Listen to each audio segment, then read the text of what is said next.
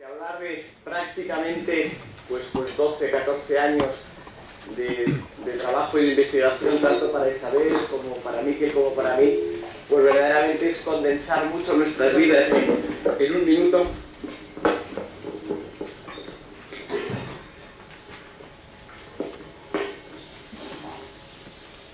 Estupendo, vale, muy bien. Es que entre otras cosas no sé parar quieto, entonces tengo pocas posibilidades de permanecer quieto, y además ahora que tenemos aquí a doble pantalla, pues ya veremos cómo lo hacemos. Bueno, ¿qué es el plasma rico en factores de crecimiento? ¿Qué son las proteínas de señalización? No sé de todos los que están aquí cuántos tienen experiencia, pero sin lugar a dudas es utilizar el lenguaje que utilizan las células para crear un entorno biológico lo más favorable posible para estimular la regeneración de tejidos. ¿Qué es el PRGF y por qué nosotros lo denominamos y le tuvimos que poner una terminología concreta? Es porque cuando nosotros empezamos a trabajar en esto y cuando empezamos a investigar en esa dirección en el año 96 más o menos, pues en aquellos momentos verdaderamente todo lo que era la utilización de los plasmas ricos en plaquetas era un cajón desastre donde había multitud de protocolos, ninguno de ellos con una cierta consistencia y en ninguno de ellos, sobre todo, que fuera un plasma, una preparación 100% autóloga. En todos ellos lo que se hacía era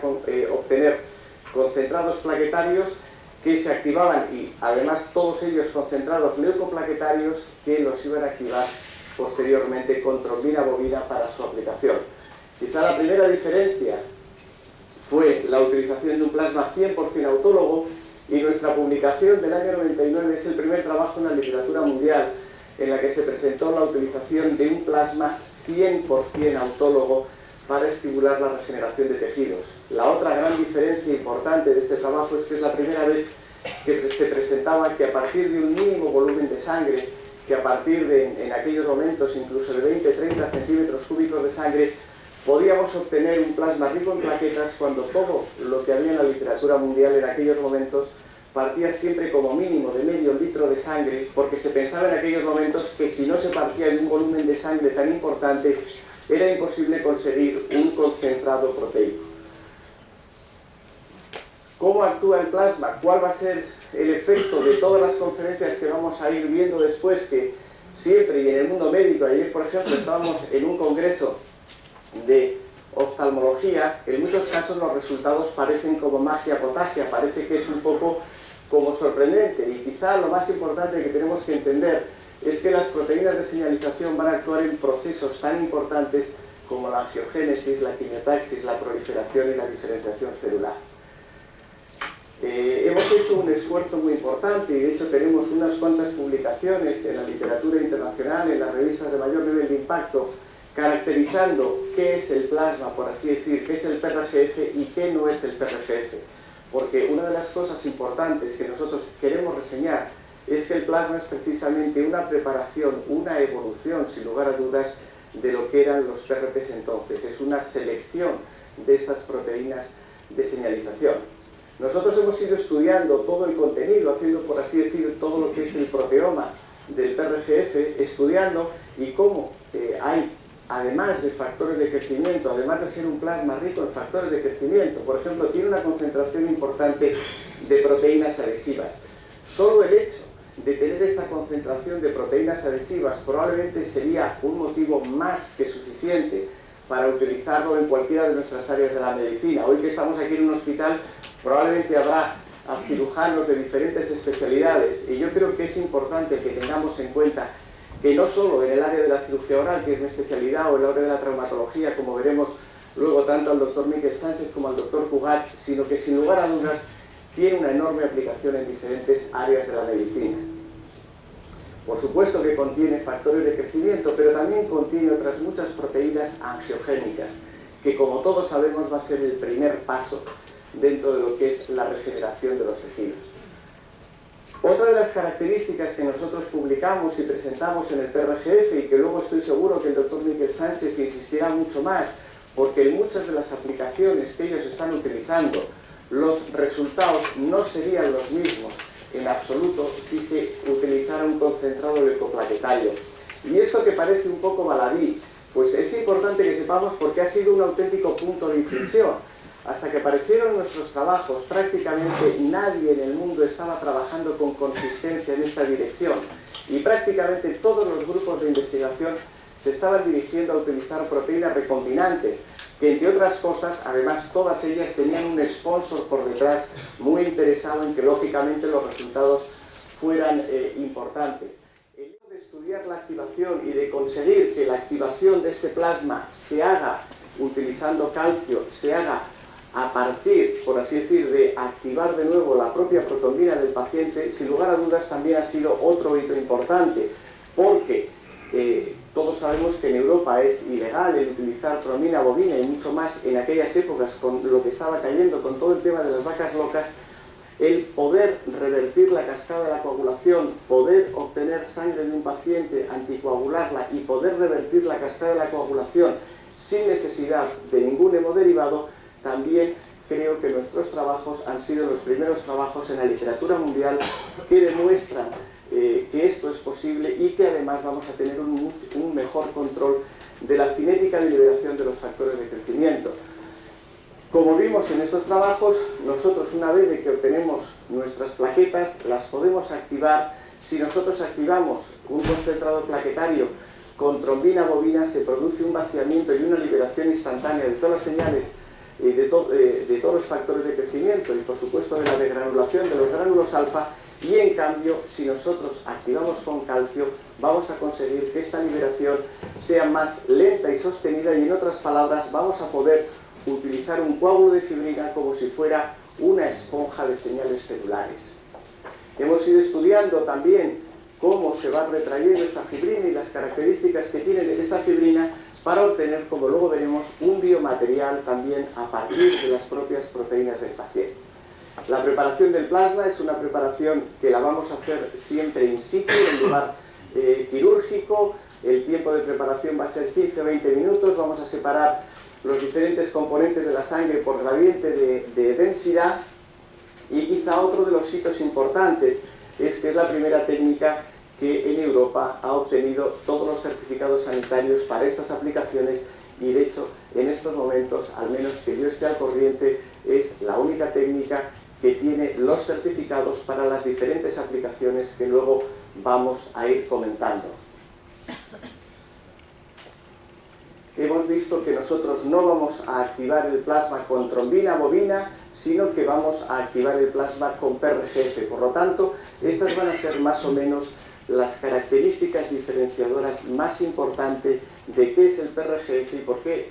denominamos, o por así decir, estamos utilizando una preparación muy específica, diferente a los concentrados leucoplaquetarios que se habían utilizado con anterioridad o incluso que se siguen utilizando ahora todavía en muchos lugares. Todo esto nos permite controlar mucho mejor la bioseguridad de la técnica, controlar la liberación de los factores de crecimiento y el ir viendo, como hemos visto, no solo obtener un producto, sino que verdaderamente a partir del PRGF realmente lo que hemos diseñado es toda una tecnología con diferentes aplicaciones. Vamos a poder obtener un sobrenadante que nos va a ayudar o lo vamos a utilizar como medio de cultivo tanto para nuestros injertos como en el laboratorio. Lo vamos a poder utilizar líquido para diferentes infiltraciones, lo vamos a poder utilizar, como vamos a ver, en forma de coágulo conteniendo nuestros injertos o incluso vamos a poder obtener una fibrina con unas características biológicas muy específicas, como luego veremos. Esta es la fibrina que nosotros obtenemos con el PRGF, la podemos ver aquí a microscopía electrónica, que de nuevo es una fibrina, un biomaterial totalmente diferente a las fibrinas que, por así decir, habíamos utilizado anteriormente o que estaban los protocolos desarrollados en la literatura. Nosotros vamos a poder preparar nuestros injertos dentro de un coágulo de proteínas autólogas, como hemos visto, proteínas adhesivas que nos permiten manejar y manipular muchísimo mejor nuestros injertos y en el caso particular de mi especialidad pues podemos ver que podemos colocar injertos óseos pegados alrededor de los implantes y luego cubrirlos con una membrana biológica que nos va a aislar del medio. Al mismo tiempo, por ejemplo, podemos utilizar el plasma líquido para bioactivar la superficie de los implantes y, como podemos ver en este estudio animal, pues prácticamente duplicar lo que es el bone implant contact, o sea, la posición ósea a los implantes. Lógicamente este trabajo lo hicimos con implantes dentales, pero evidentemente esta filosofía o estos resultados son extrapolables a otro tipo de prótesis, como luego veremos, tanto prótesis de rodilla o prótesis de cadera, porque en definitiva lo que vamos a hacer es crear una interfase biológica entre el hueso y la superficie de las prótesis. En el laboratorio hemos realizado muchísimos trabajos de investigación que luego Isabel os mostrará más detenidamente, estudiando la proliferación, estudiando las dosis y viendo cuál es la dosis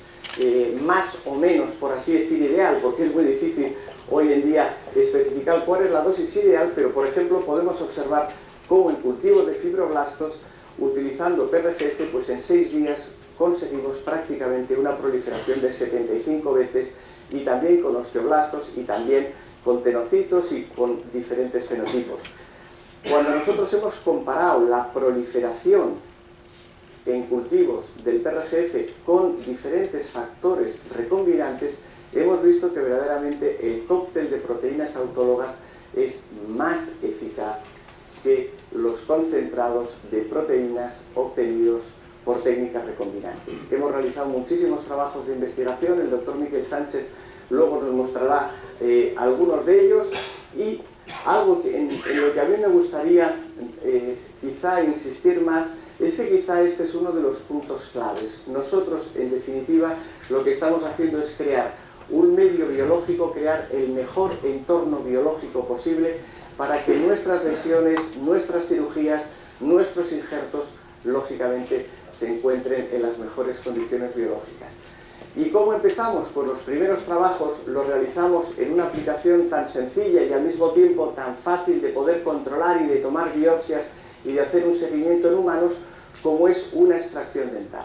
La técnica convencional de realizar una extracción es que se hace una extracción, se dan unos puntos de sutura y se espera que ahí se forme un coágulo de fibrina y con el tiempo ver qué sucede. Pues nuestra filosofía, como lo hemos visto en el vídeo, es rellenar este defecto con un coágulo de PRGF y con un tapón de fibrina, como podemos ver en esta diapositiva. Este es en el mismo momento que hemos terminado la cirugía. Podemos observar la epitelización a las 24 horas.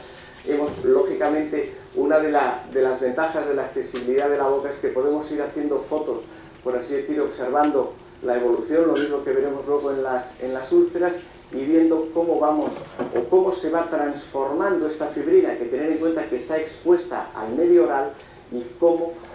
se va colonizando de fibroblastos y obtenemos pues en pocos días una perfecta epitelización. Con una gran lesión ósea y con una comunicación bucosinusal, en 3 meses hemos conseguido regenerar el hueso sin necesidad de utilizar ningún biomaterial. En un estudio prospectivo piloto sobre 20 pacientes, pues observamos un aumento de la densidad ósea del 180% si lo comparábamos con la técnica convencional. Pero la gran diferencia es que utilizando esta técnica en alveolos post-extracción, en más de 4.000 casos que hemos realizado, lo más importante es que nunca hemos encontrado ni un solo efecto indeseable, y por supuesto la respuesta ha sido individual, pero por lo general podemos decir que prácticamente hemos acortado a la mitad la evolución de estas extracciones. Y lo más importante, nunca hemos tenido ninguna alveolitis, ninguna complicación